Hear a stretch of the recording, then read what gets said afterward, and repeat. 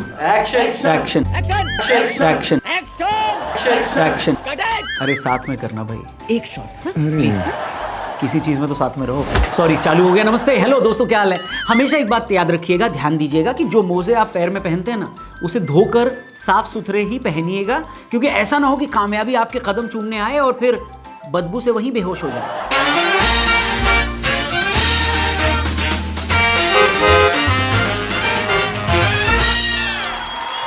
नमस्कार, Ram Ram, welcome news 18 India पर। आप देख रहे हैं वायरल बात, मेरे यानी रौनक के साथ। दोस्तों, सुबह का भूला अगर शाम को घर वापस आ जाए तो उसे भूला नहीं कहते, लेकिन शाम को, रात को नहीं। वैसे 8:25 जो हमारे शो का टाइम है, ये शाम में गिना जाएगा या रात में? हेलो, वो डिपेंड करता है कि शहर में आप देख रहे हैं। दिल्ली में तो शाम में गिना जाएगा, किसी छोटे शहर या गांव में रात, और मुंबई में तो गुड आफ्टरनून चल रहा है कि नहीं। पर दोस्तों, घड़ी में चाहे जितना भी बजा हो, समय अच्छा होना चाहिए, है कि नहीं? तो चलिए, देश दुनिया में ऐसी ही अच्छी बुरी और वायरल खबरें जो आई हैं, उस पर एक अपडेट आपको देते फिर आगे बढ़ते हैं। सबसे सनसनीखेज खबर पाकिस्तान से आ रही है, जहां पर यह बताया जा रहा है कि जेल में पाकिस्तान के पूर्व प्रधानमंत्री इमरान खान की हत्या कर दी गई। यह खबर अनवेरिफाइड है, लेकिन एक बात बिल्कुल वेरीफाइड कि पाकिस्तान में आतंकवादियों को छोड़कर और कोई भी सेफ नहीं है। पाकिस्तान ने राम मंदिर के ध्वजारोहण पर आपत्ति जताई तो मिनिस्ट्री ऑफ एक्सटर्नल अफेयर्स ने एक स्टेटमेंट जारी करके पाकिस्तान को उनके खुद के गिरेबान में झांकने को कहा। और दिक्कत यह है कि अंग्रेजी में कहा, अब पता नहीं वो लोग कहां झांक लेंगे। ममता दीदी ने ऐसा है कि अगर मुझको बंगाल में टारगेट किया गया तो मैं कुछ ऐसा करूंगी कि पूरा इंडिया हिल जाए। আমি সারা ভারতবর্ষ হিলিয়ে দেবো। ममता दी, अगर आप सच में कुछ ऐसा कर सकती हैं कि पूरा इंडिया हिल जाए तो गर्मी में करिएगा, क्योंकि गर्मी में हिल जाने का मजा अलग है। सर्दी में तो वैसे भी इतनी ठंड है कि हिल जाकर क्या करेंगे। हिल, समझा ना? जो नहीं समझा, क्या बढ़िया था गुरु। उधर बिहार में एक नई कंट्रोवर्सी हो गई है। सरकारी घर को लेकर राबड़ी देवी जी को अपना सरकारी बंगला खाली करने का आदेश मिला है, जिस पर आरजेडी का कहना है कि वो खाली नहीं करेंगे। रोहिणी आचार्य ने बोला है कि घर से निकाल देना आसान है, लेकिन बिहार की जनता के दिल से कैसे निकालोगे? दीदी, जनता ने दिल से ही तो निकाला है, तभी तो बंगले से भी निकलना पड़ रहा है। नहीं? अच्छा, इंडिया साउथ अफ्रीका से टेस्ट सीरीज हार गई है, इस पर हमने पहले भी बात की है, लेकिन इसके बाद अब इसका पूरा ब्लेम गौतम गंभीर पे डाला जाए। ऊपर वाले की भी अजीब माया है। एक टाइम पर गंभीर कहते थे कि धोनी सारा क्रेडिट ले गए, आज जब गंभीर को क्रेडिट मिल रहा है तो वो लेना नहीं चाहते। T20 वर्ल्ड कप का शेड्यूल अनाउंस हो गया है दोस्तों, और इंडिया और पाकिस्तान एक बार फिर से सेम ही ग्रुप में रखे गए हैं। पहले भी कहता आया हूं और एक बार फिर से कहूंगा कि मोहम्मद अली जिन्ना ने पाकिस्तान बनाया ही इसलिए था ताकि इंडिया को वर्ल्ड कप में फ्री के 2 पॉइंट्स मिल सके। तुमसे ना हो पाएगा। बाकी दोस्तों, पलाश मुच्छल हॉस्पिटल से तो वापस आ गए हैं, लेकिन अभी तक स्मृति मंदाना से उनकी शादी पर कोई अपडेट नहीं आई है। अफवाह यह है कि वो शादी से पहले स्मृति को चीट कर रहे हैं। रिलेशनशिप में बहुत लोग आजकल चीट कर रहे हैं या हो रहे हैं। अब टाइम आ गया है दोस्तों कि जैसे अमिताभ बच्चन जी ने साइबर क्राइम पर कॉलर ट्यून बनाई थी, ऐसे ही रिलेशनशिप में चीटिंग पर भी एक अच्छी सी कॉलर ट्यून बना देनी चाहिए, है कि नहीं? देखा आपने लापरवाही का नतीजा। वैसे अगर पलाश को लगता है कि इस खबर से उनकी इमेज खराब हो रही है, तो वो किसी पॉडकास्ट वाले को पकड़कर एक पॉडकास्ट दे दे इमोशनल सा। आजकल तो इमेज ऐसे ही ठीक करी जाती है कि नहीं? कमेंट सेक्शन में कोई टीआरपी लिख रहा है, ये क्या टीआरपी क्या है? आगे बढ़ो। यूके की पार्लियामेंट में वहां के प्रधानमंत्री बजट पेश कर रहे थे तो भारी हंगामा हो गया, क्योंकि विपक्ष का कहना था कि ये अब तक का सबसे खराब बजट है। इससे मुझे एक चीज तो समझ में आ गई दोस्तों कि बजट किसी भी देश का क्यों ना हो, विपक्ष के लिए हमेशा गरीब विरोधी और अब तक का सबसे खराब बजट ही रहेगा, जबकि सरकार के लिए इससे बढ़िया बजट आज तक देश में बना ही नहीं है। बात तो सही है। अच्छा, डोनाल्ड ट्रंप ने 2823वीं बार, एक सेकंड, 2824वीं बार, हाँ ठीक है, ऐलान किया है कि यूक्रेन और रशिया का युद्ध अब रुक जाएगा। ट्रंप को अगर ये पता चल जाए कि विवेक ओबरॉय और सलमान खान के बीच का झगड़ा खत्म करवाने से भी नोबेल मिल सकता है, तो यहां पर भी एक ट्राई जरूर मारेंगे चचा। मैं आ जाऊं क्या अपनी पर? दोस्तों, दिल्ली में अब हॉट एयर बलून सर्विस शुरू हो गई। ब्रिलियंट, वंडरफुल, एक नंबर। यानी पहले आप जमीन में रहकर खराब हवा में सांस लेते थे, अब जमीन से 50 मीटर ऊपर खराब हवा में सांस लेने का मौका है आपके पास, लूट लो। भगवान भी आपको माफ नहीं करेगा। दिल्ली के चिड़ियाघर से 4 सीआर फरार हो गए। बताइए साहब, दिल्ली में पोल्यूशन इतना बुरा है कि जानवर भी दिल्ली छोड़कर भागना चाह रहे हैं। अच्छा, पाकिस्तान में यह खबर उड़ रही है कि इमरान खान की मृत्यु हो गई। इस पर इमरान खान की बहन ने कहा है कि मारना तो छोड़ो, कोई इमरान का बाल तक टच नहीं कर सकता। दीदी को कोई बताओ कि मारने के लिए वैसे भी बाल नहीं छूना पड़ता। सॉरी। तू समझा? हाँ नहीं, तू समझा नहीं। दोस्तों 1978 में जब शहरयार ने आंखों में जलन सीने में तूफान सा क्यों है, इस शहर में हर शख्स परेशान सा क्यों है, जब ये लिखा था तो उनको पता नहीं था कि वो 40 साल बाद की दिल्ली के लिए ये गाना लिख रहे हैं। ट्रू विजनरी भाई साहब, ट्रू विजनरी। लेकिन शहरयार ये कहने वाले अकेले व्यक्ति, अकेले आर्टिस्ट थोड़ी ना थे। शंकर महादेवन साहब ने भी ब्रेथलेस गाया हुआ है। आप बताओ कौन सा शहर है जो आज इस टाइम पर ब्रेथलेस है? इसीलिए ये लोग लेजेंड होते हैं भाई साहब, टाइम से पहले आर्ट क्रिएट कर देते हैं। नहीं, अमेरिका क्या कहता था, क्या हो तुम, आज हम कहते तू क्या है बे। दोस्तों दिल्ली पोल्यूशन की बात हो रही है, समझ ही गए होंगे आप। ये एक ऐसी प्रॉब्लम है जो लोगों को प्रॉब्लम जैसी लगती भी नहीं है। कुत्तों को बचाने के लिए इंडिया गेट पर ज्यादा लोग पहुंचे थे, लेकिन एयर पोल्यूशन के लिए कम लोग पहुंचे। खैर, जो लोग पहुंचे पुलिस ने धर भी लिया। ये बताता है कि कितना इंपॉर्टेंट टॉपिक है। दिल्ली का एयर पोल्यूशन हर तरह से एक नेशनल इमरजेंसी है, जिसको नेशनल इमरजेंसी की तरह ट्रीट ही नहीं किया जा रहा।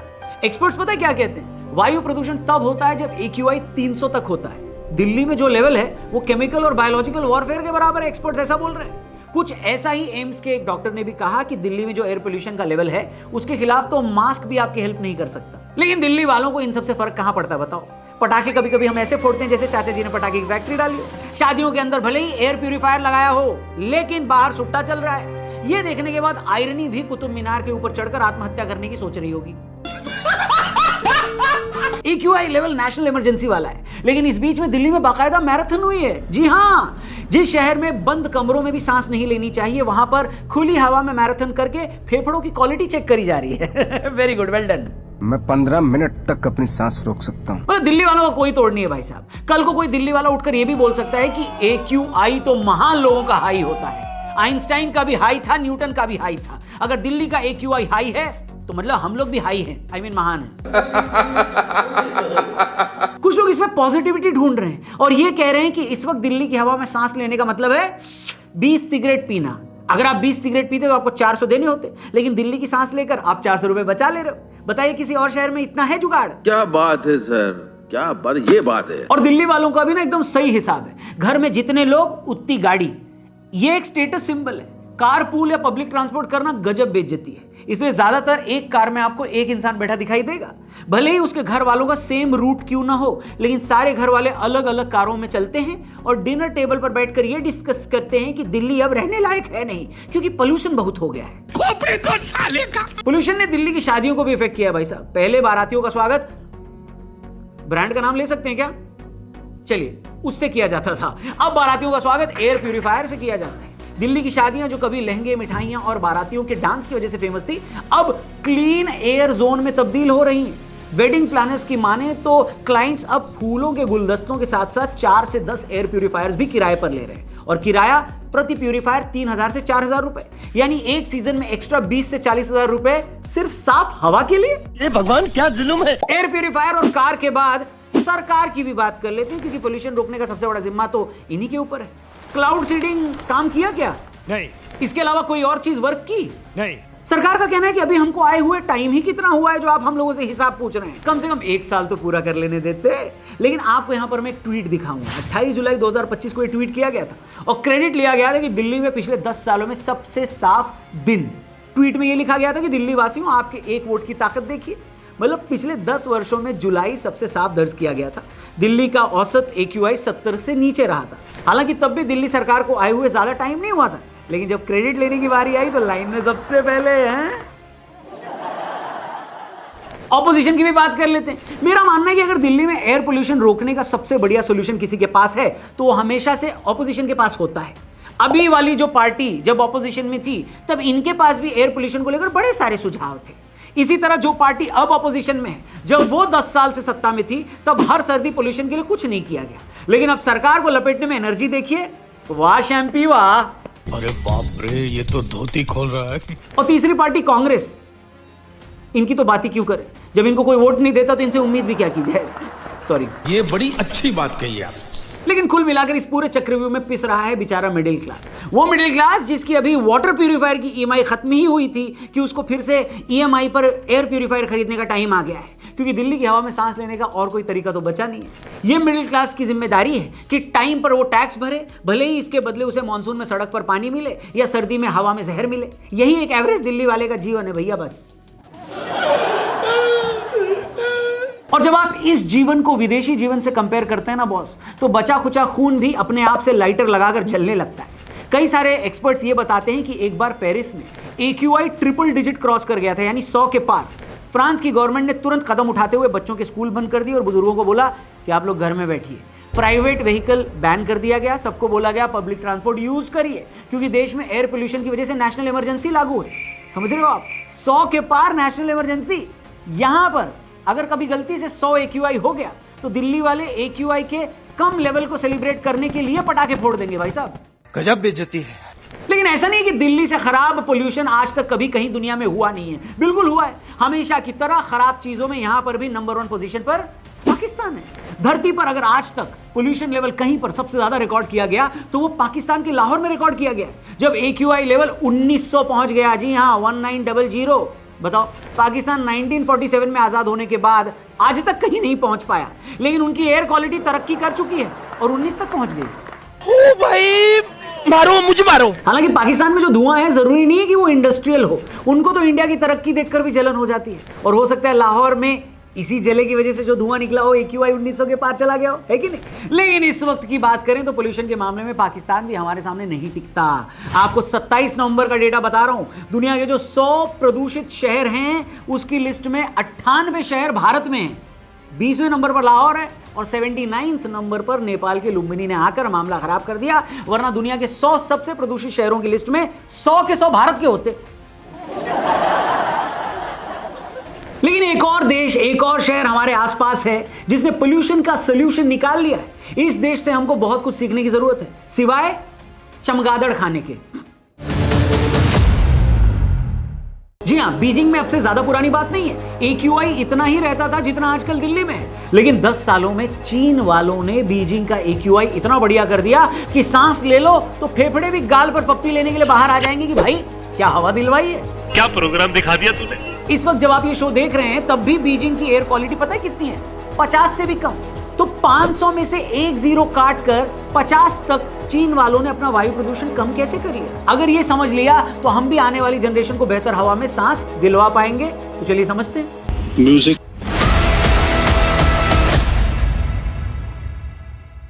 तो बात शुरू होती है 2008 ओलंपिक से पहले, जब बीजिंग म्युनिसिपल गवर्नमेंट ने यह तय किया कि अब से हर हफ्ते हम एयर क्वालिटी रिपोर्ट छपवाएंगे और कोशिश करेंगे कि हर हफ्ते इस रिपोर्ट में हमें इंप्रूवमेंट दिखे। इससे बीजिंग का जो आम आदमी है वो भी अपने शहर की हवा के लिए इन्वॉल्व हो गया।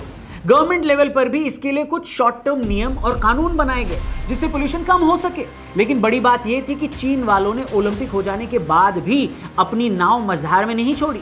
2013 में बीजिंग ने एयर पोल्यूशन के लिए एक 5 ईयर एक्शन प्लान बनाया, क्योंकि तब तक बीजिंग की एयर क्वालिटी सीवियर कैटेगरी में जा चुकी थी। सबसे पहला एक्शन लिया गया ट्रांसपोर्ट पर। सारे ट्रांसपोर्ट सिस्टम को इलेक्ट्रिक बनाया गया। 2017 में चीन का शेंजन शहर दुनिया का पहला शहर बना जिसका पूरा पब्लिक ट्रांसपोर्ट पूरी तरह से इलेक्ट्रिकल था। ट्रांसपोर्ट के बाद चीन ने फोकस किया इंडस्ट्रीज पर और बीजिंग के आसपास की इंडस्ट्री को शहर से दूर शिफ्ट कर दिया गया। उनको इसके लिए इंसेंटिव भी दिया गया और शहर में पेड़ लगाए गए। याद रखिए, पेड़ लगाने होते। पिछले हफ्ते हमने आपको बताया था कि जयपुर में प्रदूषण को कम करने के लिए चौराहे पर एयर प्यूरिफायर लगवा दिया गया। लेकिन यह भी याद रखिए कि इन सब के लिए सरकार ने एक अलग से भी बजट निकाला। 2013 में चीन का एयर पोल्यूशन बजट $450 मिलियन था, जो कि 2017 तक आते आते $2.5 बिलियन का हो गया। इस बीच जिस दिन बीजिंग में एयर पोल्यूशन हाई कैटेगरी में चला जाता था तो सड़कों पर उसी दिन ऑड इवन लग जाता था। तय हो जाता था कि कितनी गाड़ियां उस दिन सड़कों पर बाहर निकलेंगी और उस दिन पोल्यूशन फैलाने वाली फैक्ट्रीज भी बंद कर दी जाती। इंडिया में ठीक इसका उल्टा है। दिल्ली में अभी फिलहाल इतना पोल्यूशन है, लेकिन दिल्ली के 300 किलोमीटर के रेडियस में जितने भी थर्मल पावर प्लांट हैं वो न सिर्फ चल रहे हैं बल्कि बिना FGD सिस्टम के चल रहे हैं, जिसकी वजह से सल्फर डाइऑक्साइड और ज्यादा निकलती है। चीन कितना भी बुरा पड़ोसी क्यों ना हो, लेकिन उसने भी भारत में एयर पोल्यूशन को देखकर मदद करने की पेशकश करी है। मैं तो कहता हूं सरकार को भले ही टिकटॉक वापस चलाना पड़ जाए, लेकिन ये मदद ले लेनी चाहिए, क्योंकि पिछली बार इंडिया में ऑक्सीजन की कमी चीन की वजह से ही हुई थी।